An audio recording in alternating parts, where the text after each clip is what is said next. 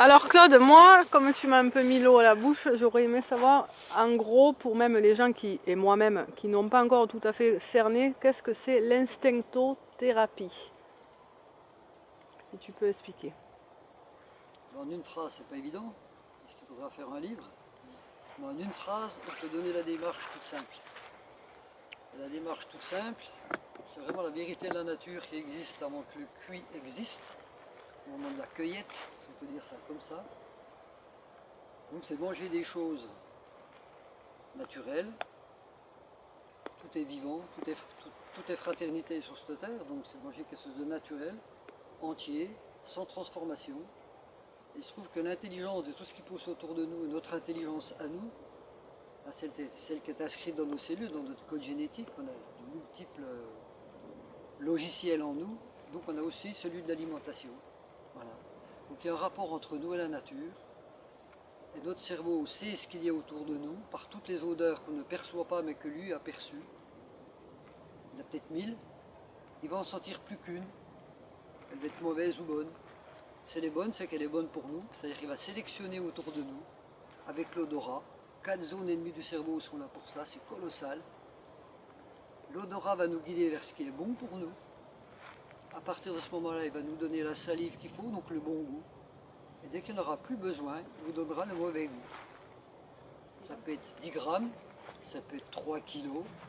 Mais la nature et nous, nous sommes en symbiose, en harmonie, en cohérence.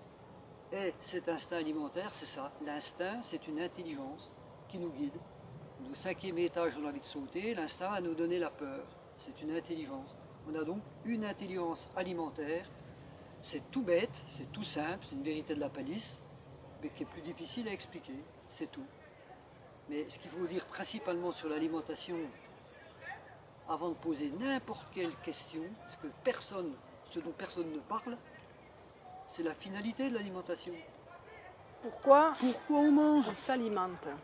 Et la fin de tout ça, quand on est perturbé, les régimes, enfin, toute la complexité qui est autour de cette alimentation qui n'en a pas finalement de complexité, puisqu'une vérité toute simple, donnée par la nature, par notre conception, la conception de l'univers, de la planète, de tout ce qui pousse dessus, on est en symbiose avec tout ça, il faut répondre à cette question toute simple.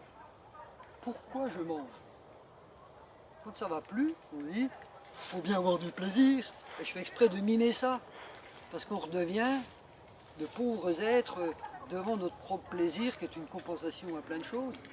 Le plaisir existe, mais il est en plus. Il ne faut jamais discuter sur le plaisir de l'alimentation. Au départ, c'est la fin, la finalité de l'alimentation, l'horizon de l'alimentation. C'est de combler les vides qu'on a créés par le fait qu'on est vivant. On a perdu notre humidité, on a perdu des éléments. Voilà, un peu de masse musculaire, un peu de ci, un peu de ça. Il va falloir recompléter ces vides. Il va falloir réparer aussi. Il va falloir guérir. C'est pour ça qu'on parle de thérapie. Mais là, je suis dans un acte illégal. Je n'ai pas le droit, en France, on est soi-disant dans une démocratie, de prononcer le mot thérapie. On dira pourquoi. Parce que, dans la loi, il y a des personnes qui sont autorisées à en parler, mais pas d'autres. Si vous dites à quelqu'un qui est dépendant de l'alcool, j'ai ta thérapie, il faut que tu arrêtes de boire, vous aurez dit une vérité de la palisse, sauf que s'il boit, il n'y a pas que le fait de boire, il y a tout un contexte qui amène cette personne à boire, à se faire du mal. Voilà. Puis il y a une maladie aussi là derrière, c'est pour ça que je parle de mal. Bon. Vous allez donc faire un acte thérapeutique en lui disant, monsieur, il faut que tu arrêtes de boire. C'est facile, vous n'avez pas le droit. Non. On n'a pas le droit de prononcer le mot thérapie. Il y a des spécialistes pour ça. On est tous spécialistes de notre propre santé. Et ne jamais confier sa santé totalement à quelqu'un sans lui demander une explication de comment vous allez travailler avec lui pour votre santé. Il n'a pas le droit de poser des actes sur vous. C'est ce qui se fait en santé depuis très longtemps. On pose des actes sur vous sans vous demander votre avis. Non. Ou si on vous le demande, ils sont peut-être obligés, mais de toute façon, ils savent ce qu'ils vont vous faire. Ouais. Mais vous n'en connaissez jamais les conséquences. Non. Un peu mieux maintenant. Un peu mieux maintenant. Donc on est tous acteurs de sa propre vie. On a le choix d'accepter de refuser et de chercher ailleurs. Voilà. Donc la finalité de l'alimentation, pour revenir à l'alimentation, c'est d'abord de remplacer les vides qu'on a créés par le fait que ce soit vivant et qu'on consomme, de réparer, pourquoi pas de guérir. Et pour cela, il va falloir trouver l'aliment dont le corps est capable de démonter les molécules au plus petit pour aller se reconstituer ailleurs dans le plus petit, que ce soit dans les vaisseaux qui irriguent les cheveux. Voilà, on doit aller partout et donner le bon élément au bon endroit. Et qui est capable de ça? Il n'y a aucun savant qui est capable. Il en faudrait des milliers de savants ou des milliards de savants pendant des milliards d'années pour expliquer comment on peut démonter telle molécule, la remonter plus loin, etc. Sachant que quand on cuit quelque chose, au-delà de 40 degrés, c'est une fabrication de molécules anormales par dizaines de milliers. Si on mélange les deux aliments, elles se remultiplient entre elles. Alors là, quel est le savant qui va expliquer ces millions de molécules anormales qui vont se croiser entre elles, etc., pour expliquer où elles vont aller? Pour ça, je vous dis des milliards d'années, milliards de savants. C'est tout bête. Voilà. Mais on a en nous une intelligence génétique. On est obligé de prendre l'ordinateur pour expliquer l'être humain aujourd'hui. Et c'est ça qui est vraiment triste, quoi. Hein? Oui. Bon. Donc on a des logiciels, on a un logiciel alimentaire qui vous envoie la bonne odeur, qui vous envoie le bon goût, et dès que ça n'est plus bon pour vous, vous n'aurez plus la bonne salive pour le manger, et non seulement ça, vous n'aurez plus le bon goût, ça va devenir piquant, collant un peu. Alors ça commence, si c'est une banane, avec la moitié d'une banane, au bout de 12 bananes. Mais pourquoi 12 bananes? Il est fou. En période de guérison, par exemple, quand il faut réparer, alors remplaçons le mot guérison par réparer, mais réparer gros, si on peut dire ça comme ça, le corps a d'énormes besoins pour aller chambouler ce qui ne va pas, nettoyer et remplacer tout ce qui ne va pas. Mais c'est tout votre système osseux qui ne va pas, par exemple avec du lait de vache, qui vous fait des gros trous dans les os. Hein. Enfin, on a des os poreux, c'est l'os de la vache, c'est pas l'os de l'homme, c'est de calcium complètement différent, donc encore des grands mensonges. Donc ça les réparer, il faut remplacer toute cette ossification, refaire tout ça convenablement. Il va falloir manger peut-être des grandes quantités d'une certaine forme de calcium qui ne serait déjà pas du lait de vache. Donc vous allez peut-être tomber sur un aliment qui va vous aider, comme un de mes amis. Alors là je vais horrifier tout le monde, 50 jaunes d'œufs par semaine pendant un mois. Alors que moi je pouvais manger la moitié d'un, j'avais une crise de foie à ce moment-là, c'était pas du tout mon aliment. Et lui je le voyais manger ça avec un ravissement, le digérer et tout. Une autre personne, ça peut être de l'os de sèche, c'est immangeable, c'est du caillou. Qui peut manger ça? Elle, ça lui fondait dans la bouche comme des petits biscuits bruns, avec très bon goût d'ailleurs. Vous voyez, c'est des choses, bon, j'en ai vu bien d'autres, bien d'autres. Du pollen avec la cuillère à soupe, 500 grammes par jour. Tout ça peut vous horrifier, mais c'est une période de maladie où on guérit quelque chose souvent de très grave, on répare quelque chose de grave. Je ne vais pas parler de guérison parce que je me ferai assassiner par un système qui ne veut pas qu'on parle de guérison. L'ordre des médecins. On voit des phénomènes comme ça, ils sont extravagants, on peut bien dire ça comme ça.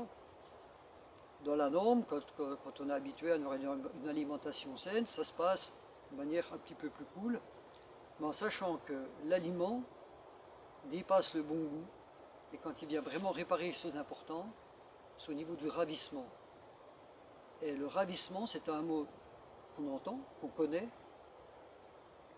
oui, qu'on a entendu. Mais quand je dis qu'on connaît, non, on le connaît quand on l'a vécu. Le ravissement, c'est quand vous avez trouvé un aliment, comme moi ça m'est arrivé, j'allais le chercher à 40 km, dans un colis que je commandais, bio et tout ça, et que je déballais ça dans ma voiture, je mangeais, et je rentrais chez moi, moi qui suis quelqu'un de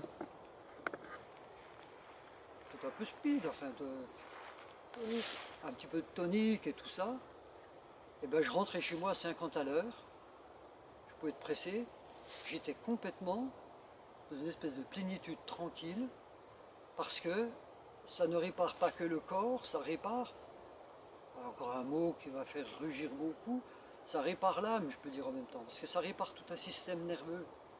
Parce que le système nerveux est aussi un système de matériaux, qui s'appelle les nerfs, mais de matériaux vivants, qui a besoin lui aussi d'être nourri très finement, d'être équilibré. Et la vibration d'un être humain équilibré sainement par son alimentation est beaucoup plus tranquille. Voilà. Donc il y a un taux d'agitation qui est bien moindre, déjà qu'on retrouve déjà un peu mieux quand on arrête tous les excitants notoires, y compris la viande par excès. Les Sud-Américains, les cow-boys là, qui vont chercher leur bête avec les chevaux, tout ça, vont, s'ils avaient pas le steak le matin pour pouvoir se bagarrer toute la journée, ça se comprendrait moins. Donc, le gars qui fait de l'alimentation originelle, qui a pu s'appeler instinctothérapie, par celui qui l'a redécouvert, bon, fait que cette alimentation originelle va vous rééquilibrer, vous remettre d'aplomb, et même aborder autant nerveux et psychiquement, puisque au niveau nerveux on sera moins agité, voilà, et faire que vous allez pouvoir donc combler des vides et réparer beaucoup plus facilement, parce que vous allez pouvoir démonter ces molécules dans le plus petit, avoir un choix très très précis, et qui ne va pas être guidé par votre mental, mais par votre odorat et votre goût. Il va falloir faire taire son mental, ses pensées viennent dans tous les sens, avec toute la culture, tout ce qu'on nous a appris, qui est souvent faux, voilà, pour écouter ce qui est plus subtil, et avoir une bonne écoute, qui oblige aussi à un grand travail sur soi-même, parce que l'alimentation, comme je l'ai dit, ça a une finalité, mais comme aujourd'hui, la finalité a été détournée par ce mot plaisir, ce qui fait que comme beaucoup de choses dans le plaisir sont censurées dans la vie, dès qu'on a des petits problèmes dans sa vie, on a besoin de compensation pour se reconnaître, et on prend ces plaisirs-là, ce qui équivaut souvent à une dépendance et une drogue.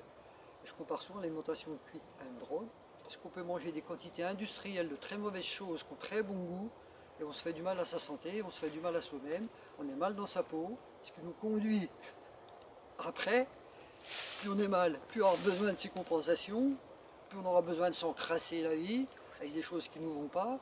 Quelle est la meilleure définition d'une drogue? Voilà, donc je suis très dur, très lourd, en disant ça comme ça, mais c'est pour bien appuyer sur les boutons qui font mal, c'est-à-dire que l'alimentation, telle qu'elle est faite, telle qu'elle a été créée pour nous, les humains, en cohérence avec tout ce qui nous entoure, elle est faite pour nous donner un équilibre, une joie de vivre, et la différence entre le plaisir et la joie, c'est que le plaisir, ça va sur le moment, ça n'a pas toujours des lendemains qui chantent, donc dans le plaisir, il n'y a pas toujours de la joie, ça c'est un de mes grands dictons, mais dans la joie, il y a toujours du plaisir. Voilà.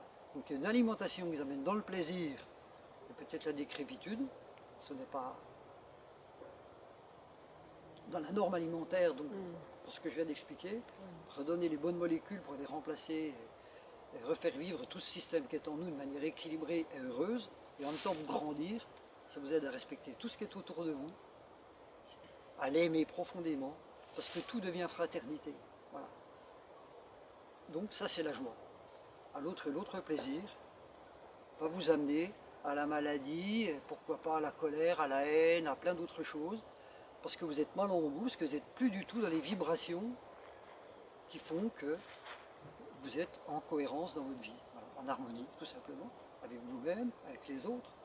Mais les autres sont vous-même, comme l'air est vous-même, comme l'eau est vous-même, comme tout est vous-même.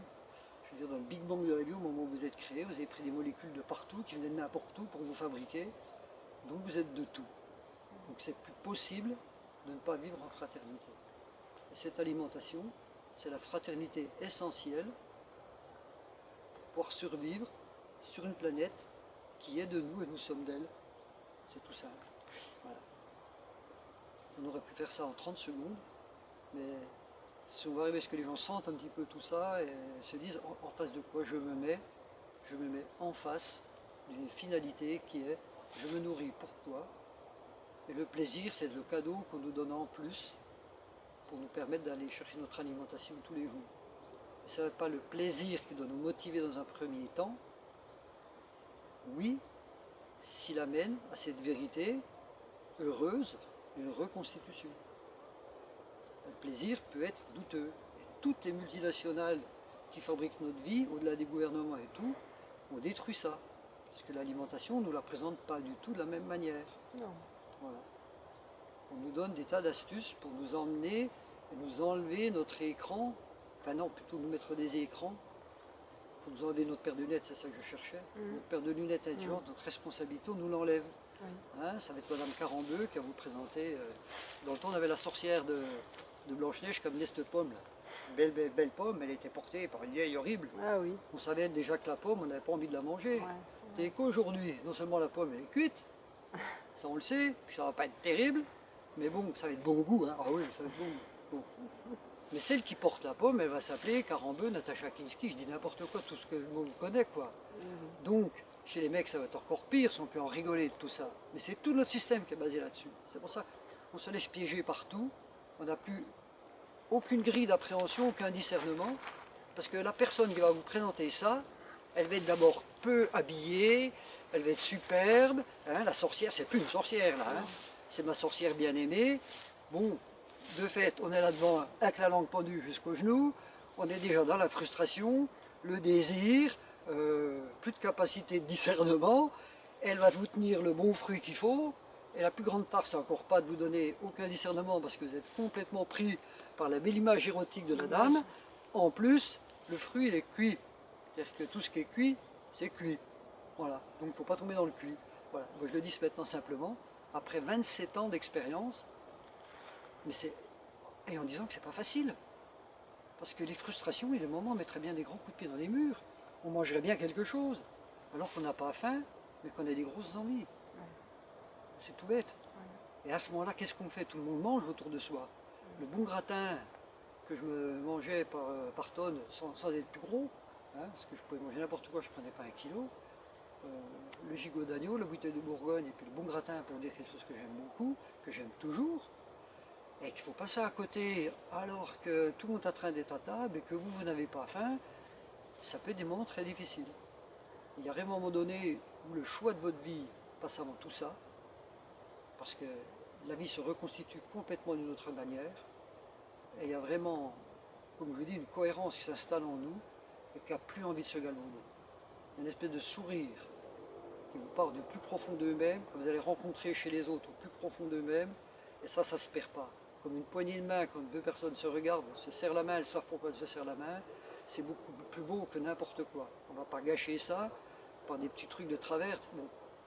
Une fois qu'on a découvert cette joie, ce bonheur de progresser avec toutes nos difficultés, hein. La vie est un torrent. Donc on est là-dedans, on est ballotté, on ne maîtrise pas tout.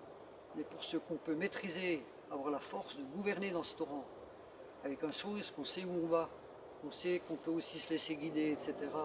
Et puis pas s'entrechoquer sur tout ce que nous offre cette société, ça aide beaucoup. Voilà. Donc c'est vraiment un prêche pour la cohérence de vie, l'harmonie, qui nous vient de la nuit des temps. Et depuis la moitié de la nuit des temps, eh ben, l'homme a triché avec la cuisson, parce que ce matin j'ai pas faim, mais j'ai vraiment envie de quelque chose, et je peux mimer tout ce qui est à l'intérieur de nous là.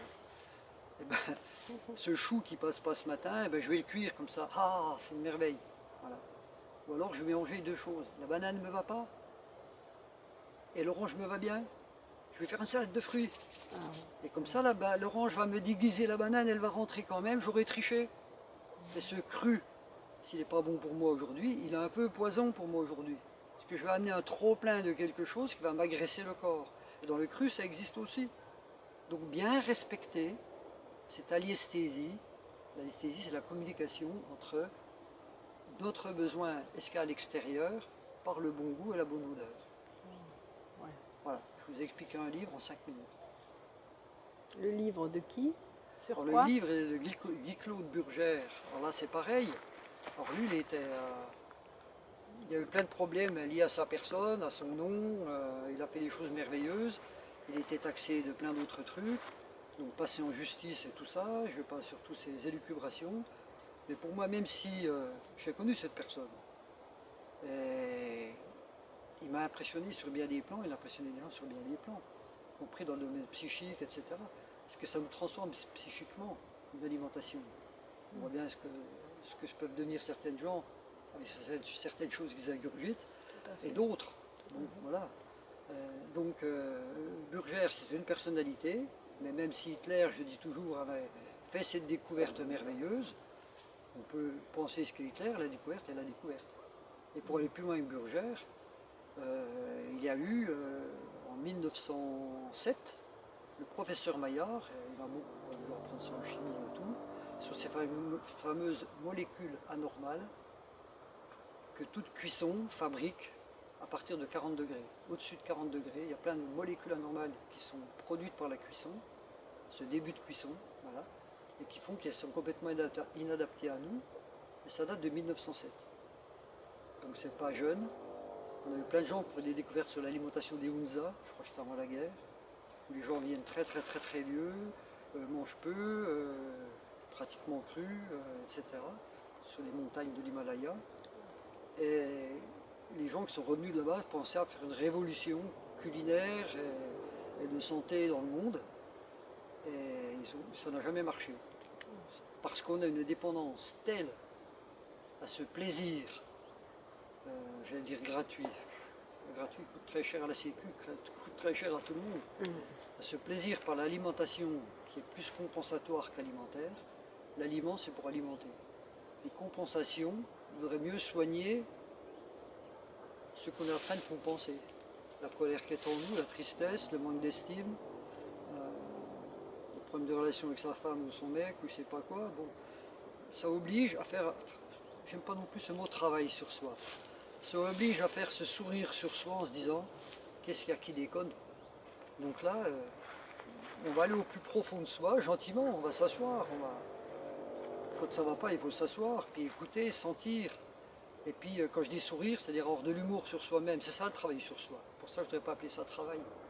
Avoir un peu d'humour sur soi en disant mes parents m'ont dit, le regard que je reçois des autres, que j'ai sur moi-même, est-ce que mon corps correspond à la belle image que je vois sur les affiches. Moi je suis un mec, j'ai pas beaucoup de corps, ma mère a dû en oublier la moitié à l'intérieur, je dis ça avec humour. Tout le monde dit oh tu fais l'instincto-thérapie, tu fais l'alimentation originelle, tu manges cru, mais t'as vu comme t'es maigre. Je suis pas un mec, je suis finement musclé, je fais tous les travaux de maçonnerie, d'agriculture et bien d'autres choses. Beaucoup de sport. Y compris la musique, mais ça ne demande pas d'avoir des gros muscles. Hein. Bon, je veux dire, si je suis mince, c'est ma nature, donc c'est pas ça qui m'a créé comme ça.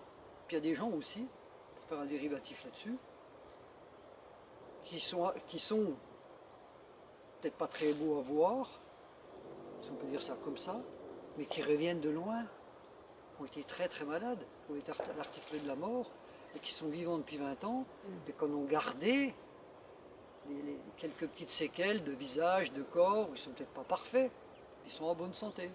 Donc, il ne faut pas toujours se fier, comme dans cette société, cette civilisation, pour moi ce n'est pas une civilisation, elle a tout dénaturé. On en est aujourd'hui. Hein. C'est soi-disant, bon, on pourra aller. Voilà. C'est clos. Pourtant. C'est reparti là? Oui. Oui. Ah, c'est reparti. Donc, vous savez que tout était économique, tout était psychologique. L'homme, il n'est pas divisé. Hein. L'homme, c'est un tout. Et la politique, avec un grand P, ça fait partie de tout le monde.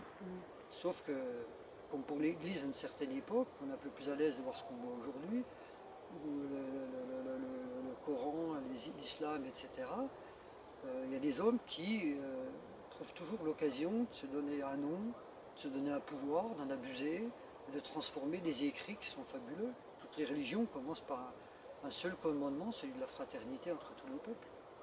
Voilà. Il y a du respect, du tout amour qu'a tout créé. Bon, on prend ça comme ça. En politique, c'est essayer avec les autres humains de construire une vie sociale et économique en redonnant du sens.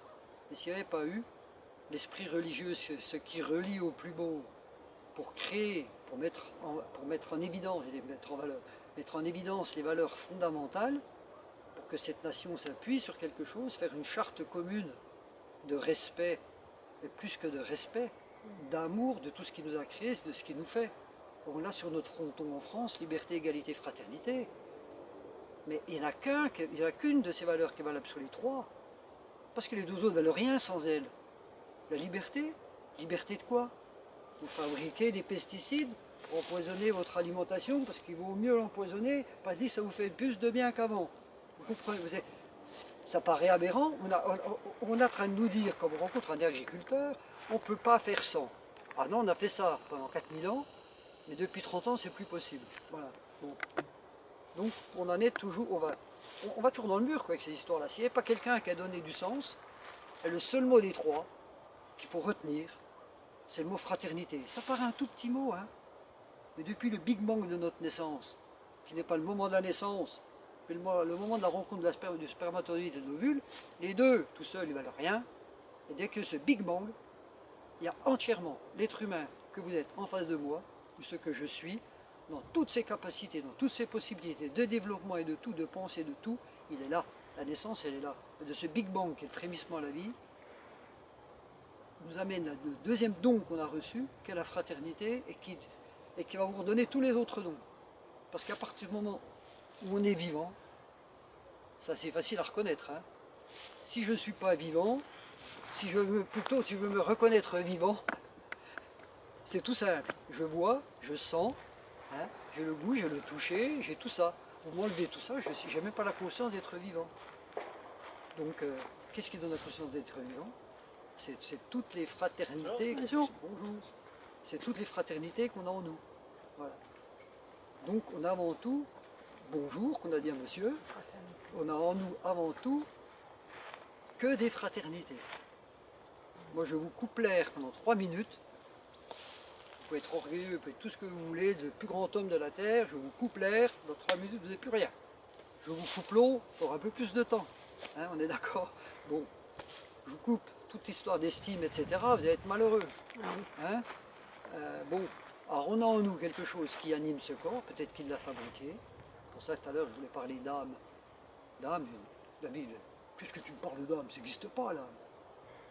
L'âme, ça existe parce que c'est ce qui nous anime. L'âme, l'amour, tout ça, c'est ce qui nous anime. C'est ce qui fait que je fais ces gestes et tout ça, je n'ai pas à les commander. Il y a quelque chose en moi qu'on ne touche pas. Tu as déjà touché la joie? Tu n'as jamais touché la joie? Tu n'as jamais touché la tristesse? Donc tout ce réservoir de notre personnalité qui fait qu'on a de l'estime pour nous, qu'on a des émotions, des sentiments, des pulsions, des tas de choses comme ça, tout ça est habillé d'un corps qui est animé par ce quelque chose que j'appelle l'âme. Voilà. Est-ce qu'elle est immortelle ou pas? On n'en sait rien. On le sait. À chacun d'en choisir. Voilà. Mais il y a quelque chose quand même qui est en nous, une permanence d'être, hein, de vouloir, de désirer. Tout ça fait une animation qui est très bien perçue par ceux qui vous croisent. Voilà. On peut dire qu'elle est jolie, et que c'est une belle personne, c'est autre chose. Voilà. Alors, des fois, la beauté, une certaine forme de beauté matérielle, bon, ça se mange pas en salade, comme disait ma maman. Bon. Et puis il y a des fois des visages qui sont peut-être pas si réguliers que ça, mais qui vous offrent à plonger dans ce ciel intérieur de l'autre qui est fabuleux, qui va vous nourrir, qui va vous aider à progresser, qui va vous faire grandir. Je crois que le chemin c'est aussi important que le but. Donc, comme pour l'alimentation, on a des horizons, il faut savoir où ils sont, pour ne pas se tromper de chemin toutes les 5 minutes pour en changer. Et puis aller vers des paliers successifs. L'horizon, c'est le sommet de la montagne. Mais il n'y a pas que l'horizon qui est intéressant, il y a le chemin. On va s'apercevoir que dans ce petit chemin qui monte, on voit de plus en plus large. Chaque fois qu'on prend une porte de l'intelligence, on va dire originelle, de l'intelligence ouverte, de l'intelligence heureuse, ça vous amène à plein d'autres portes qui vont s'ouvrir devant vous. Il y en a de plus en plus. Ce monde est merveilleux. Il suffit d'en ouvrir une pour qu'il y en ait d'autres que vous avez envie d'ouvrir finalement. Et plus vous allez gravir ce petit chemin de votre propre montagne, plus vous allez savoir qu'il y a des choses qui vous semblent petites, des choses qui n'ont plus autant d'intérêt qu'avant, parce que vous avez pris de la maturité, tout simplement. Et puis vous allez voir plus large. Puis l'horizon va encore s'éloigner plus, peut-être aussi, ce qui va encore donner de l'intérêt, parce qu'à la fois que vous en approchez, lui va peut-être s'éloigner aussi pour dire « Ah, tu t'es déjà bien rapproché de moi là. Tu as déjà vécu plein de choses, plein. Ben, regarde, il t'en reste encore pour combien de vies là devant toi? Ça va toujours être aussi beau. Goûte chaque pas, c'est chaque pas qui est intéressant. Sois émerveillé par ce qu'il y a devant que tu ne comprends encore pas. Laisse faire, il y aura les gens sur ton chemin, il y aura les portes sur ton chemin. Regarde un petit peu les providences que tu as, c'est un peu comme des cailloux blancs sur ton petit chemin, des petits poussets. Il y a des hasards, le hasard il n'est pas là pour rien. Ça te rappelle que, oh c'est vrai, c'est plutôt là que j'avais envie d'aller, où il me nourrit de ça, ou là c'est peut-être pas très intéressant. Donc la force du hasard et des coïncidences, si on est des êtres, j'ai toujours peur de certains mots, éveillés, on ne vit pas comme des automates quoi. Si on est un peu conscient toute sa journée de là où on est, pourquoi on y est, avoir toujours ce petit sourire avec un petit peu de recul sur ce qui se passe, eh ben, on s'aperçoit qu'il y a des petits miracles dans notre vie. Donc l'instinct alimentaire en fait partie. D'un seul coup, top, il y a quelque chose qui est là. Tiens, c'est curieux ça. Je pensais il y a 5 minutes, c'était un grand besoin de me dire que, et c'est là dont m'apporte. Et pour être sensible à ça, depuis le premier grand hasard que j'ai vécu, j'en ai eu plein, quoi. Et à chaque fois ça va pas bien, je me recentre, je fais une espèce d'appel, en moi ou au ciel, pour chacun il le fait comme il veut. On va au plus beau, puis on se dit où, quand, comment, pourquoi. Et là généralement, très très très vite, vous allez avoir des petits signes, quoi. Vous le souhaitez, dis-moi qui sont tes amis, je te dirai qui tu es, automatiquement, le chemin va être guidé. Alors ça peut aussi, là c'est intéressant parce que ça nous ramène aussi au point de départ, l'instinct alimentaire. Ce soir, alors là vous allez découvrir la joie de ne pas connaître l'avenir. Il fonctionne toujours ton truc là? Oui, oui, oui. La joie de ne pas connaître l'avenir et de vous laisser en surprise heureuse. Plutôt que ce qu'on nous propose aujourd'hui, la reproduction d'un passé heureux qu'on ne peut pas reproduire. Hier soir, je suis rentré avec mon épouse, c'était super et tout. Elle va rentrer ce soir, je vais refabriquer la même chose, on va vivre la même chose, ça va être super et tout. Voilà, on est en train de démolir l'espérance de vie. Comment on appelle ça, ce qui va venir là? Et des fois, on perd un peu les mots. On est en train de gaspiller les providences pour refaire quelque chose que de toute façon ne sera pas pareil.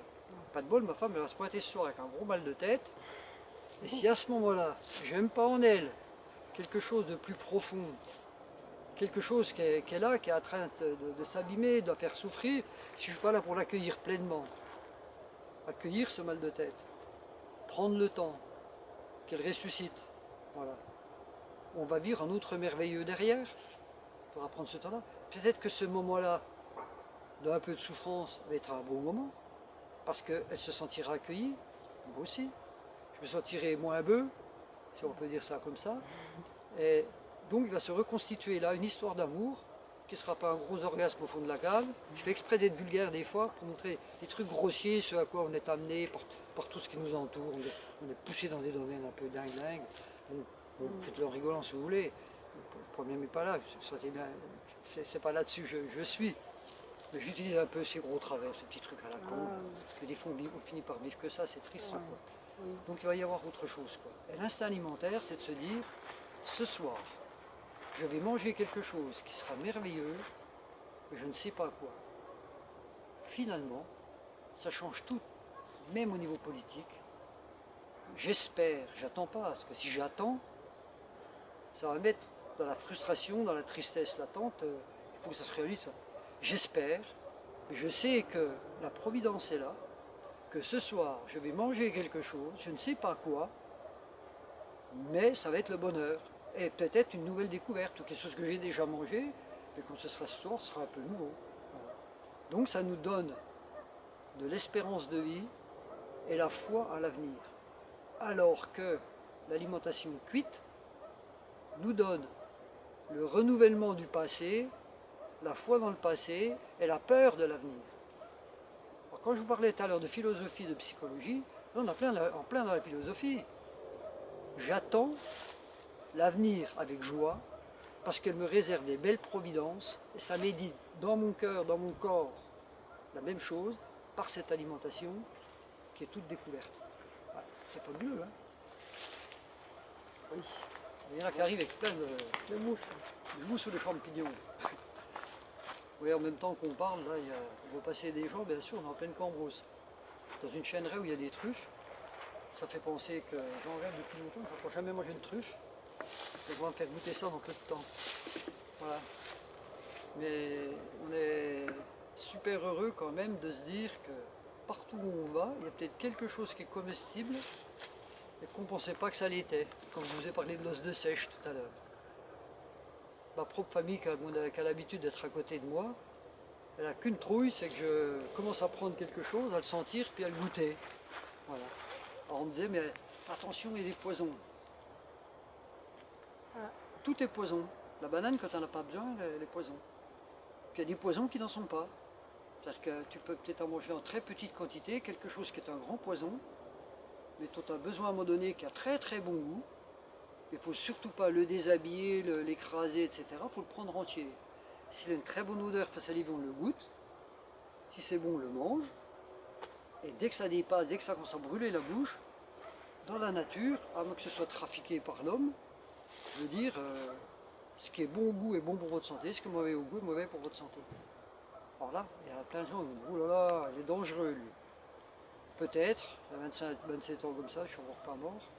Ça prouve qu'on peut aussi manger que cru, sans en crever. Tout à fait.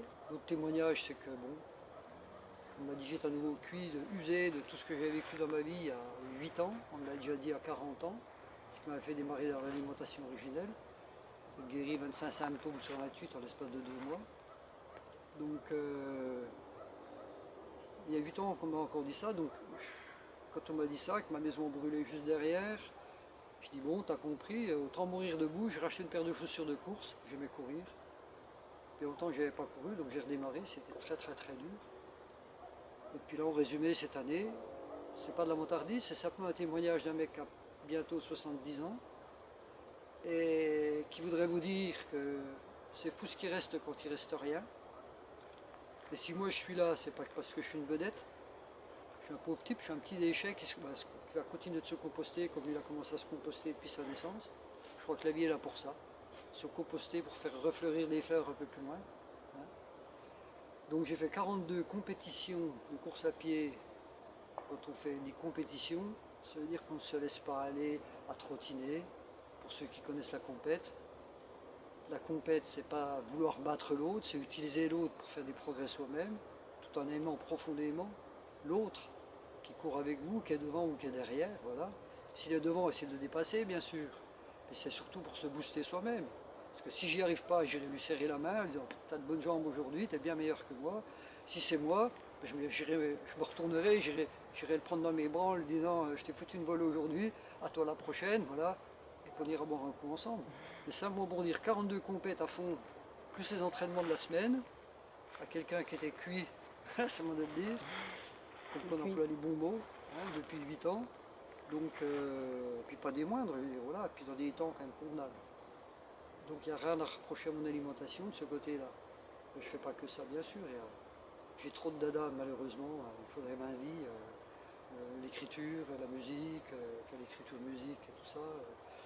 L'agriculture, bien sûr, puisqu'elle porte notre vie. Pour nourrir ses sols, respecter ses sols. Et à chaque fois que je vous parle de quelque chose, je ne sais pas comment ça passe avec l'image. Vous devez me voir un petit peu torturé parce que je prononce le mot agriculture. Il faudrait écrire un livre pour expliquer comment elle a respecté cette terre, cet humus, hein, pour qu'elle reste vivante et nous offre tous les plus beaux cadeaux de la diversité. Voilà. Je prononce le mot agriculture parce que je suis en train de redémarrer à 70 ans de plantation d'arbres. Tu ne vas pas les voir tes arbres. Et si je les verrais, voilà. J'ai fait planter des amandiers à mon oncle qui a 94 ans. Quand je lui ai dit que dans 4 ans il aurait un peu des fruits, ah ça va 4 ans qu'il m'avait dit. Il avait peur que ça mette plus de temps que ça. Mais il est mort à bientôt 103. Et puis il a récolté ses amandes. Donc je me dis, si on me laisse encore une chance dans ma providence, on va mettre un hectare de fruitiers en conservatoire. Et c'est un maximum de variétés, de ces variétés qui disparaissent parce que l'homme est ignare, inculte, et plus primaire que les primitifs aujourd'hui. Donc voilà, on peut parler de l'agriculture, il y a énormément de choses à faire dans ce domaine, il y a beaucoup de gens qui y travaillent. Dans ce monde, il y a des gens merveilleux qu'on ne voit pas parce qu'on voit que les glauques, parce que c'est eux qui vendent, hein, qu'on faisait faire des sous sur le dos des autres, d'anéantir ce qui est autour d'eux. Donc là, il existe vraiment autre chose, donc allons-y, voilà. C'est tout bête. Je dis, je ne sais pas comment ça passe, puisque chaque fois que je prononce un mot, pour chaque mot, il y aura un livre à écrire pour le réconcilier avec sa vraie nature. Voilà. Il y a de quoi faire. Donc il y a vraiment du boulot. Donc là, la première démarche, s'ils n'ont qu'une chose à entendre dans cette interview de ce matin, qui est la première interview, oui. et ça va m'aider à recatalyser tout ça, à remettre ça sur papier. Parce qu'à un moment donné, il faut vider tout ça, être plus libre, sentir c'est écrit quelque part, ça allait par d'autres. On a chacun sa synthèse à faire par l'écriture, même si on n'écrit que pour soi-même. Le tout, c'est de se structurer, de conserver de la maturité, puis de conserver l'essentiel de ce qui fait notre chemin, quoi. Donc ça, À un moment donné, il faut passer peut-être aussi par l'écriture. Donc dans ce message, il n'y a qu'une chose à retenir, c'est qu'il y a une finalité à l'alimentation, qui est là pour nous soigner, pour réparer, pour combler les vides, et que pour ça, il y a une alimentation qui est en concordance avec tout notre milieu, et que se taire, notre naissance est une prison colossale, je dis bien une prison, parce que dans le terme de prison, il y a ce que je vais dire là, il vient de nous expliquer toutes les libertés, maintenant il nous dit qu'il est dans une prison. Ben oui, parce que si vous ne respectez pas le cadre de la prison, qui est le tout vivant, c'est ça le cadre de la prison. Et si vous n'obéissez pas, pour moi l'obéissance, c'est pas de marcher au pas à l'armée. Je me suis sauvé de l'armée en courant, j'ai fait des tas de trucs pour pouvoir me parer de là-dedans. L'obéissance, pour moi, c'est le plus beau mot qui existe. C'est se mettre, c'est pas subir un ordre de l'extérieur, c'est se mettre en cohérence, en harmonie avec soi, mais le soi, il est déjà harmonieux en lui-même par le tout vivant. Mais si on ne respecte pas le tout vivant de cette prison toute vivante, on n'avancera pas. Donc il y a un respect profond à avoir pour ce qui nous a fait, ce pour qu'on est là. Sans air, on ne vit pas. Donc je suis obéissant, mais c'est une obéissance amoureuse, c'est vraiment différent. Ça change tout. L'amour, c'est ça, c'est une obéissance, un sentiment profond qui nous fait être et grandir, qui nous fait comprendre les autres. On me dit, j'aime pas les cons. Quelle obéissance je peux mettre là-dedans? L'obéissance, elle est toute simple. Moi, j'aime la personne qui porte la connerie, parce que cette personne, elle a quelque chose à me faire découvrir en dehors de sa connerie, et si elle peut en sortir. La connerie, il limite cette personne. Elle n'a rien à voir avec lui. Il l'a prise avec lui, malheureusement, par désespoir, comme on prend un Vautefène, par exemple, par désespoir, par colère, par haine, par tout ce qu'on veut. On ne va pas voir plus profondément que ça où ça va nous mener. Non, non. Il y en a marre, il faut tout changer. Voilà. Mais si on ne sait pas quoi, ou si on ne le sait que superficiellement, ces gens qui sont en train de profiter de nous, ils nous emmènent où? Voilà.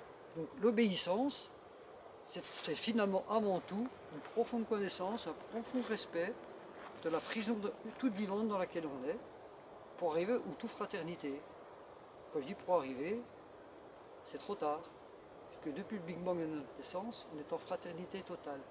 Et toutes les séparations que vous allez créer dans ces fraternités, ça va être une maladie pour vous, un malaise, du malheur, oui c'est ça. Enfin, vous allez être grossier, quoi. On ne peut pas être contre quelque chose. Je t'en parlais ce matin, on ne peut même pas être contre l'horreur. Si je suis contre l'horreur, je vais faire quoi? Faire la guerre? L'horreur, elle est toute en nous. On en a une part d'ailleurs dans la création de cette horreur. Quand on est face à l'horreur, elle est rentrée en nous. Alors qu'est-ce qu'on va répondre à ça? Il faut la composter comme moi je me composte. Comment j'intègre cette horreur au réservoir de ma personnalité, hein? Comment je la digère, comment je la transforme, qui je vais être maintenant qu'elle est passée en moi, que je l'ai vue, quel acte je vais poser, quel sentiment, comment je vais regarder les autres. Là, j'aurais composté l'horreur. Et ce monde agricole aujourd'hui, avant, on se servait que des termes de santé pour avancer. Quand on voit ce qu'est devenu la santé, l'agression de tout un système de multinationales, laboratoires, produits chimiques, pesticides, pour nous assassiner en partie, pour nous enlever un symptôme et nous en fabriquer d'autres. Il n'y a pas que ça, bien sûr, il y a aussi des beautés. Mais faisons gaffe, quoi. Oui. Donc, ce compostage, il s'exerce à tous les niveaux. On va se servir maintenant de termes agricoles pour expliquer notre évolution. Ben moi, je vous dis sincèrement, vous avez devant vous un gros déchet qui se composte tout doucement, dans son cœur, dans son âme, dans son corps et dans son esprit. C'est-à-dire même par l'esprit, pas avec, c'est pas le mien. L'esprit, ça m'est donné. Voilà. Et ça, c'est quelque chose que je dois aussi respecter. C'est ce qui va nous diriger, c'est le sens qu'on va donner aux choses. Voilà. Donc le spirituel, il ne faut pas non plus que ça fasse peur.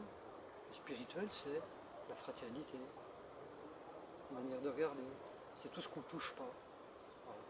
Alors, il y a des écrits dans le spirituel, qui peuvent être philosophiques, qui peuvent être l'évangile de Jean. Lisez l'évangile de Jean si vous voulez connaître une grosse partie de la chrétienté, vous en avez suffisamment pour le lire. Dans le Coran, allez voir des gens de l'islam, j'ai lu un peu le Coran, je suis allé voir dans le New Age. Le New Age, ça m'a beaucoup plu dans un premier temps. énormément plu. Ça me restitue à mon corps qui était un peu renié par ma religion catholique. Hein? Bon, c'était impur, si c'est ça. On ne peut pas voyager avec ça. Comment j'intégrais toutes ces pulsions? La pulsion sexuelle, c'est ce qui nous... c'est ce qui nous propulse, c'est ce qui nous anime. Bon, il faut savoir ce qu'on en fait, déjà. Mais c'est là un peu sublimé, c'est là un peu... c'est tout ce qui se passe avant l'acte sexuel, l'entretemps, ça nous pousse à reconnaître que les autres existent. Que cet autre existe. C'est une obligation d'aller à sa rencontre, c'est une obligation d'aimer. Donc c'est une énergie fabuleuse, voilà, qui va nous aider à avancer, à pas s'aimer soi-même, comme vous disiez tout à l'heure. Dans le New Age, on me disait, il faut t'aimer toi-même.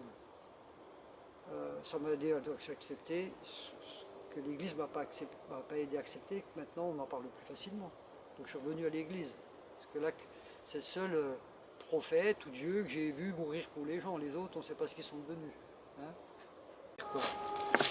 Alors Claude, tu voulais aborder un petit peu de spiritualité. Bon, c'est une vaste notion.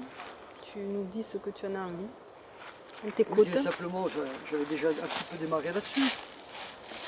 On fait une grosse histoire de la spiritualité. De fait, c'est ce que je disais, donc c'est quelque chose de très simple, de nécessaire, de vécu tous les jours. À chaque fois qu'on se pose une question, je suis au bon endroit ou pas. La spiritualité, c'est liberté, égalité, fraternité, dont on a beaucoup entendu parler ces derniers temps. Mais finalement, ce sont des valeurs. Avant tout, ce sont des valeurs. C'est cette notion de fraternité, on la met où, comment est-ce qu'on est là, est-ce qu'on est le tremplin de l'autre, est-ce qu'on est là pour le consommer, l'utiliser? Comment fonctionnent les couples? Sans spiritualité, un couple, une fois qu'ils ont fait le tour de la consommation l'un de l'autre, ils vont où? Voilà. Il y a certainement autre chose à vivre pour que ça dure. Pourquoi ça ne durerait pas? Pourquoi ça durerait? Bon. Je pense que gérer une permanence avec quelqu'un, ça exige beaucoup plus de maturité, et des sentiments plus profonds, plus larges, plus forts. Voilà. Donc, pour parler du couple. Donc la spiritualité, elle est à tous les moments de notre vie. C'est ce qu'on met dans notre regard, pas simplement dans ce qu'on voit, dans le regard. Alors souvent dans les yeux de quelqu'un, on voit les yeux, mais ce n'est pas les yeux qu'on voit. Le regard, c'est toute une personne. Alors, dans le silence total, vous regardez avec une personne, il y a beaucoup de choses qui habitent là. On dit, en fait, on est tous habités, et c'est ça la spiritualité. On est habité par quelque chose d'intouchable. C'est ce qu'on va apporter à ce monde, c'est ce qu'on s'apporte à soi-même et aux autres. On n'est pas là pour se regarder soi-même, c'est pour ça que je disais tout à l'heure, en parlant du New Age, on me disait, mais il faut que tu t'aimes. Mais je sais pas, ça me faisait un drôle d'effet, ce fait que je m'aime. Même moi, ça me limitait terriblement. J'aime ce machin, ce truc pas fini, ce compostage pas fait. Ça ne m'intéressait pas de m'aimer, ça me limitait mon monde. Et j'ai fini par découvrir, il m'a fallu du temps. C'est le temps qui passe, et puis il y a des choses qui nous reviennent dans la tête. La tête continue le cœur plutôt que la tête, parce que la tête, le mental, ça peut être terrible. C'est qu'un ordinateur, il faut savoir ce qu'on lui confie à lui là-haut. Entre le sexe qui est l'envie d'eux et la tête, il y a un cœur. S'il n'y a pas de cœur pour le sexe, il n'y a pas de cœur pour la tête. On est dans l'humanité d'aujourd'hui, dans cette fausse civilisation qui est en train de tout détruire, qui est haineuse et qui a fabriqué la plus grande pauvreté de tous les temps, les plus grands assassins de tous les temps, puis on continue, quoi. Donc je disais simplement que le New Age m'avait donc dit aime-toi, et j'ai compris que c'était aime ce qui aime en toi. C'est comme la science, c'est pas la science qui m'intéresse, c'est la science de la science. C'est pas l'art qui m'intéresse, c'est l'art de l'art. Ça change tout. C'est là que je place l'âme, comme je disais tout à l'heure. Il y a quelque chose qui regroupe toutes ces belles choses qu'on peut appeler l'âme. Donc, ce qui aime en moi, ça changeait tout. Je n'étais pas obligé de me regarder, une caméra elle ne se filme pas elle-même. Quand j'ai les mains dans les poches, là j'existe pas. Autour de moi ça existe, mais là j'existe pas. J'existe en tant qu'humain virtuel parce que j'ai pas de corps. Là j'ai pas de corps. Je sens rien du tout de mon corps. En plus avec l'alimentation originelle, on va découvrir ça, on peut se mettre des baffes par moment. comme on n'a plus de bobos, plus de sensations diverses, de trucs qui déconnent, la santé est parfaite, on a l'impression qu'on va voler parce que, je veux dire, le corps il est tellement facile, il vous emmène où il veut, sans vous faire de supplice. Voilà. Donc ça aussi, hein. Comme j'adore la descente, par exemple en course à pied, beaucoup de jeunes qui m'arrêtent, ah pas, non, tu vas te faire mal. Bon, c'est à 70 ans, j'ai pas le droit de courir en descente à fond, j'ai pas de problème de genoux, j'ai eu, problème de dos, j'ai eu, les rhumatismes terribles, j'ai eu, c'est fini, terminé, on n'en parle plus. Voilà, enfin, les problèmes de dos, ça m'arrive parce que je fais des travaux, et puis quand on porte mal, ça va mal comme ça, on se tord un peu, bon, voilà. Simplement pour dire, aime-toi, on en est toujours là, je ne m'aime pas, j'aime ce qui aime en moi. Et ça change tout. Voilà. Parce que je suis obligé de changer mon regard, je suis obligé d'aller chercher le beau, et je vois que quand je souris à quelqu'un, il va me sourire, pourquoi j'enverrais de la merde pour en recevoir? C'est tout con. Mais on est des êtres profondément égoïstes, positivement. Voilà. c'est beau. Parce que notre égoïsme positif, il n'est que tourner vers les autres, mettre en valeur les autres, les voir avoir le plus beau chemin, parce que s'ils prennent un bon chemin, ils vont vous montrer des beaux endroits.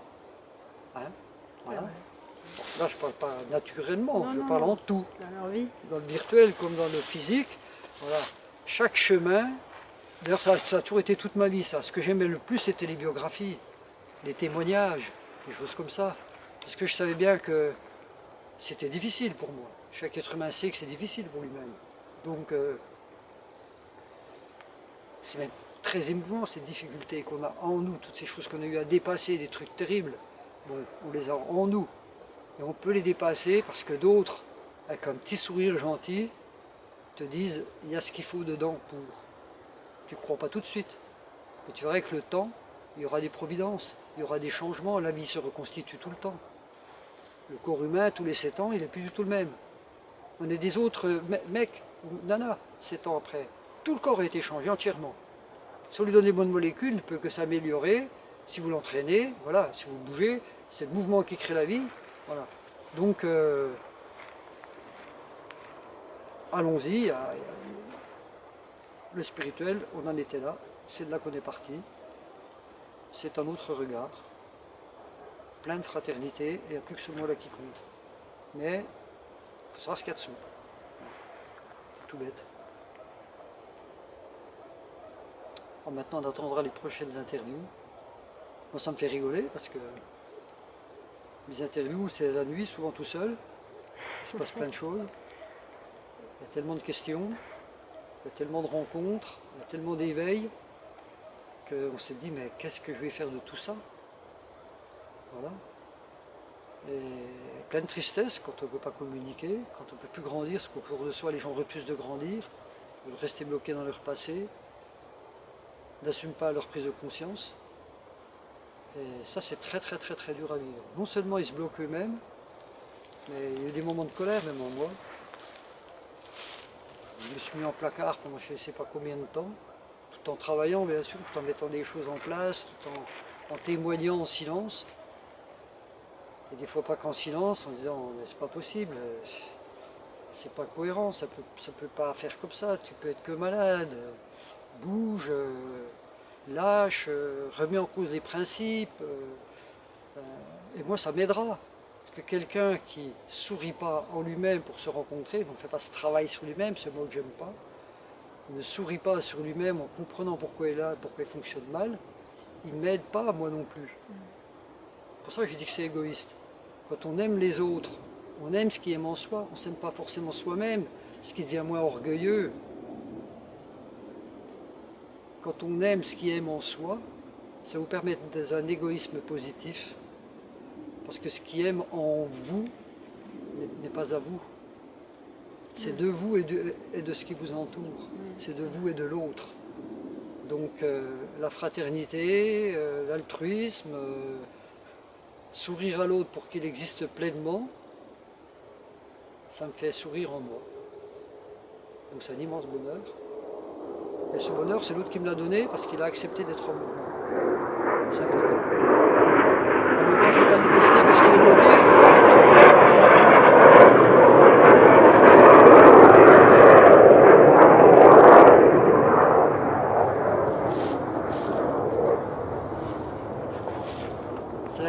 tristesse de l'être humain. Il y a des avions qui passent régulièrement là où j'habite et qui font un vacarme. Et je pense à tous ces petits êtres vivants qui peuplent la nature, y compris nous, ou même les enfants qui n'ont pas les oreilles encore complètement faites, et qui sont explosés par toutes ces horreurs-là. Éblouis. Pour aller où? La finalité du transport, ces millions d'avions qui tournent tous les jours, pour aller pisser à 6000 km, s'enfermer sous un palmier de mètres carrés de sable, un petit peu d'eau. Ils n'ont même pas vu les gens du coin, ils n'ont rencontré personne, puis ils sont là, béatement. Bon, un mois au congélateur, pourquoi pas, si le congélateur a une belle gueule comme ça. Pourquoi pas, mais est-ce qu'il y a besoin d'aller si loin, de détériorer tout ce qui est autour de nous? Parce que ce petit endroit qu'ils ont vécu là, bientôt il y aura un mètre d'eau ou 10 mètres par-dessus. Parce que quand ils vivent en venant là, ils auront tout détruit. Ouais. Hein, avec les océans qui montent, avec tout ça. Il y a ce qu'on disait tout de suite, cette espèce d'immense tristesse quand les choses n'évoluent pas. Donc on l'a en nous. Et puis on la composte en souriant d'autres, en souriant à ce qui est le plus beau, puis en disant ça va changer. Ouais. Puis s'il n'y a personne pour témoigner, comme les moines de Tibérine ou d'autres, dont on pourrait parler, si ces gens qui sont éclairés et qui sont les paratonnerres de la Terre, il reste des témoins vivants d'un changement possible, quoi. Bon, j'en suis encore loin, hein. J'ai pensé au travail de moine. Je pense que tout être humain passe par tous les stades. À un moment donné, je me suis demandé si je n'allais pas être moine, ou même prêtre, ou un prêtre bien particulier, trop amoureux pour être le prêtre qu'on voudrait que je sois, par exemple. Mais bon, c'est pas passé une phase de ma vie sans que je sois amoureux. Voilà. C'est tellement triste autrement. Quand je l'étais pas, c'était un peu vide. Voilà, bon, maintenant, il y en a tellement d'amour que, pas simplement féminin, hein, tellement d'amour que vivement que les 70% là, qui penchent vers l'extrême en France se réconcilient avec un monde à construire et non pas une horreur qu'ils veulent combattre en faisant encore plus de mal que l'horreur en a fait. C'est le risque. Hein. En Ardèche, qui est parti de l'exploitation des pauvres et de leur pauvreté, et en plus par des gens qu'on a enrichis et qui peuvent être des tyrans dans leur pays parce qu'on les a enrichis avec le pétrole, qu'on a tout mis dans leurs pattes. Et puis il y a les futurs Daesh de chez nous, qui ont un certain nom actuellement et qui votent comme ça aujourd'hui, et qui s'ignorent. Parce qu'en refusant de se dire, il y a des gens qui arrivent de l'extérieur, qui sont pauvres, qui prennent des bombes sur la tête. Ah oui, mais il y en a un qui est mauvais sur les 10 000 qui rentrent. Donc il faut empêcher les 10 000. Ah oui. Donc vous allez remettre ces enfants sous les bombes. Oui. Ouais, ça va pas, c'est pas ça qu'on dit. C'est ça que vous faites. Moi, c'est insupportable pour moi. Tous les jours, j'ai ma petite fille qui a souffert beaucoup à un moment donné. C'est insupportable. Qui c'est qui peut supporter un jour qu'il y a un seul enfant qui vive mal sur Terre? Qui peut supporter ça? Donc c'est insupportable. Donc me dire qu'il y a des gens qui peuvent refouler d'autres, parce que ça va les déranger qu'il n'y a pas d'emploi en France. Mais il n'y a pas d'emploi en France parce qu'il y a des gens qui ont créé le libéralisme économique pour quelques-uns et qui sont en train de tout vendre, parce qu'en France, on avait une dignité, on avait droit au chômage, on avait droit aux allocations familiales, à la sécurité sociale, aux vacances, et que ça coûte de l'argent à ceux qui en mettent plein leur poche, mais que tout le monde y gagne quand on le partage un peu plus. Et pour éliminer ces Français qui étaient trop bien dans leur peau, on va aller voir les Chinois qui eux se vendent pour rien pour l'instant, qui ont été exploités à mort, et il y en a qui ont participé avec le gouvernement précédent à ce largage de la vie française pour être là sur des beaux bateaux, pour se faire miroiter par le papa qui est riche, pour mettre des belles Rolex, pour mettre... Voilà, les valeurs françaises, elles étaient là. Pour réussir ça, il a fallu puiser dans les poches de tout le monde, hein, pour 4 générations, donc on a mis 1000 milliards entre son ministère à l'économie et sa présidence de la République. Il a mis 1000 milliards dehors, on aurait du mal à en trouver 5. Quand on lui disait qu'il faut en trouver 5, c'est un problème. Mais pour en dépenser 1000, il l'a fait. Voilà. Et la dernière chose qu'il voulait faire, c'était demander aux Chinois de prêter à l'Europe pour que l'Europe se mette en faillite comme on avait mis en faillite la France. L'Europe n'avait encore pas emprunté. Il était temps qu'il s'en aille. Et on demande aux suivants de faire des miracles avec des dettes. Bon. Je ne dis pas que c'est bien ce qui se passe aujourd'hui. On a déjà un mec qui a de l'humour. On se demande à ce mec d'avoir moins d'humour, ça pourrait mal passer. Ça, c'est déjà un immense cadeau. Je ne dis pas c'est ce qu'il nous faut. Hein. Je dis on respire déjà un peu mieux. On a la COP 21, j'ai été malade pendant une semaine. Le vote des Français. La COP 21, je savais qu'ils ne pouvaient pas s'en sortir. Non. Ils ont voté quelque chose. Il y a la prise de conscience générale qui nous donne de l'espoir. Il y a ce vote minimum qui nous donne de l'espoir. Mais ceux qui étaient là, et ceux qui sont venus les squatter, les multinationales entre autres, les gouvernements peuvent décider ce qu'ils veulent, s'ils ne mettent pas au pied les multinationales, on n'en sortira pas. Donc ça, au niveau économique, ce que je porte au niveau de l'amour de la nature, il faut le mettre au niveau économique également. Et là, vous avez de multiples personnes qui peuvent en parler. Nicolas Hulot qui se balade en avion, en hélicoptère, qui allait filmer, oh la belle terre, tout ça. Alors lui, je l'ai pris dans la gueule complètement. Et on a droit au meilleur écologiste qui soit aujourd'hui, parce qu'il a rencontré la fraternité, toutes les fraternités de cette planète, et il a vu comment on les détériorait. Il a vu l'horreur de la planète face aux beautés qu'il rencontrait. Il a été converti. Comme Saint Paul abattu de son cheval, converti, en un instant, il s'en est pris plein la tête. Voilà. Vous avez des types comme M. Rabi, qui écrit, qui a fui la ville, qui s'est installé dans un endroit inculte, à peine s'il y avait de l'eau, etc., avec ses 6 enfants. Mais il est fou, ce type. Et ce type qui était fou devient le sauveur de l'humanité en disant « mais c'est tout simple, mais c'est tout simple ». Voilà. Et maintenant, je le vois à la télévision 3-4 fois dans la semaine. Je vois comment il arrive à tourner d'ailleurs. Il commence à être âgé. Hein. Alors, je parle de lui parce que ça me paraît être, j'allais dire, le même con que moi. En mieux, bien sûr. Mais quand je dis le même con, c'est gentil. Hein. J'emploie les gros mots pour leur force. Oui. Parce que c'est quelqu'un qui ne va pas se mettre en évidence, mais qui est là avec son petit sourire, sa vérité toute simple, sa réussite totale. Il a fait des beaux enfants, responsables, qui ont créé une école différente de celle qu'on vit aujourd'hui, pour la créativité, comprendre comment ça se passe pour pouvoir recréer, devenir responsable, responsable, responsable. Encore un livre à écrire. Ouais. Responsabilité, j'en ai fait moi, l'habilité à donner la meilleure réponse. C'est plus cet immense colis qu'on nous fout sur le dos. C'est une belle fraternité dont on est, à laquelle on doit donner des réponses. Réponse. Responsabilité. L'habilité à donner la meilleure réponse. C'est pas bête. Jouez avec les mots, vous allez découvrir des tas de belles choses. Voilà. On était parti un peu sur la spiritualité là. Mais toi, maintenant, c'est nécessaire que je mette ça par écrit, que je le trie, parce que ceux qui vont voir ça, ils disent, il va dans tous les sens. Non, parce que de fait, il n'y a qu'un sens là-dedans. Là, quoi qu'on touche, on revient au point de départ. On est parti à l'alimentation. Oui. On a le problème politique, économique, philosophique, spirituel. Parce que ce point de départ de cette pièce de puzzle qu'est l'alimentation, elle remet en cause tout ce qu'il y a autour. Oui. On redonne de la valeur à tout ce qu'il y a autour. C'est tout simple. Tout est lié. Voilà. C'est pour ça que je dis que tout est alimentation, tout est communication, parce que tout est fraternité. Vous avez le résumé, vous avez le plus bel évangile qui puisse exister, vous avez que 3 mots. Tout est alimentation, tout est communication, et tout est fraternité. Tout est communication. On est en communication totale tout le temps.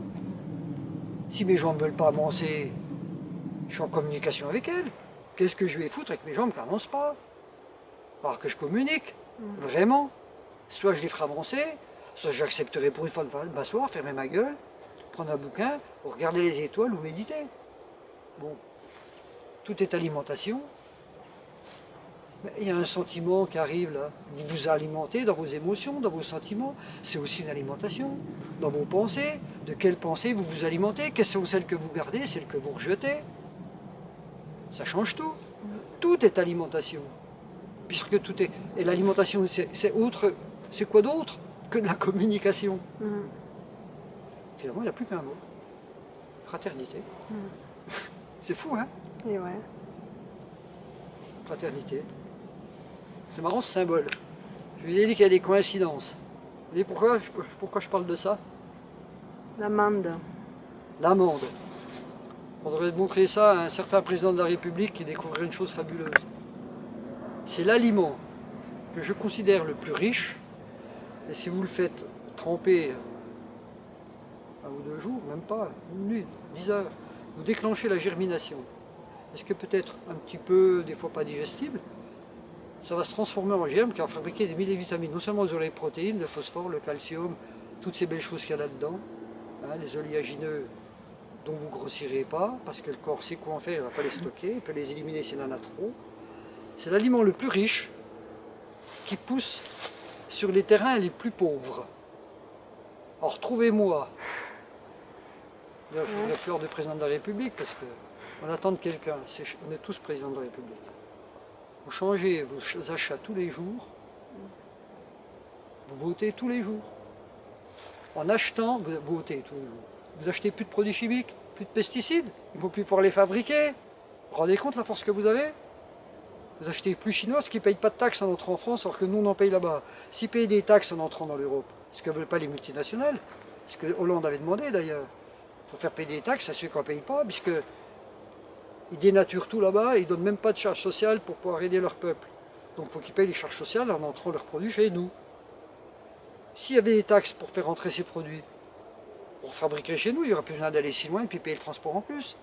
C'est tout bête. Donc tout se tient. Ça, c'est le fruit le plus riche qui pousse sur les terrains les plus pauvres. Donc c'est une sacrée leçon pour tous les hommes politiques et pour nous-mêmes. Parce que le terrain le plus pauvre, j'en ai géré un pendant 10-15 ans, là je suis en train de tout larguer à nouveau, ce qu'on appelait les garrigues. On a l'impression qu'ils ne poussent rien.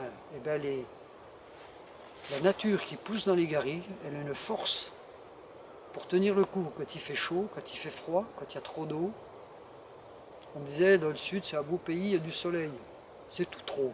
Trop sec, trop humide, trop froid, trop chaud. Il pleut, c'est plus de la pluie, c'est de la tempête, ça déborde de partout, ça ne s'infiltre pas. La terre, il y a beaucoup d'endroits qui sont presque incultes, si on peut dire ça, sauf si on regarde la nature autrement. Les chênes verts ont fait leur vie, pourquoi on ne mettrait pas des chênes à glands doux qui sont comestibles, plus facilement que les autres, il faudrait qu'on revienne au temps du sanglier, pour être capable de les manger nous-mêmes. Il y a des chênes à glands doux, on peut les griller, ça pousse, on ne peut pas planter de châtaigniers. Eh ben, il y a des glands qui peuvent se griller comme les châtaignes, qui peuvent se manger crus. Voilà. Des amandiers, vous avez de l'arbousier, vous avez plein de choses. Vous avez de l'asperge, vous avez des terrains qui sont soi-disant incultes, vous allez trouver des orchidées fabuleuses. Il y a une faune, il y a une flore bien discrète qui n'appartient qu'à elle. Voilà. Il y a une luminosité, bon, c'est vrai que j'étais amoureux de ces garrigues. Mais tout dépend qui vous emmenez dans un endroit, quoi. Comme quoi il faut cultiver son regard de fraternité pour aimer là où c'est pas aimable. Mais j'irai rien faire sur la lune. Trop loin. Sauf quand je serai moine et que je serai capable d'être complètement dans l'extase spirituelle, bon, peut-être. Pour le voyage astral. Mais pour l'instant, je vois pas ce qu'on va aller foutre là-haut, à créer notre microcosme, en essayant de recréer là-haut ce qu'il y a sur Terre qu'on vient de bousiller. En plus, c'est ceux qui cassent tout sur Terre qui vont là-haut pour dire on va refaire. Parce que là, ici c'est fini, il faut qu'on refasse quelque chose là-haut. Pourquoi pas respecter ce qu'il y a là? On ne sait pas ce qu'il y a au fond des océans, on sait déjà ce qu'il y a au-dessus de la Lune. Tant mieux, c'est une aventure. Mais il ne faudrait peut-être pas remettre en cause tout ce qu'il y a ici. Voilà, l'aliment le plus riche qui pousse sur les terrains les plus pauvres. Je ne ferai jamais porter un nom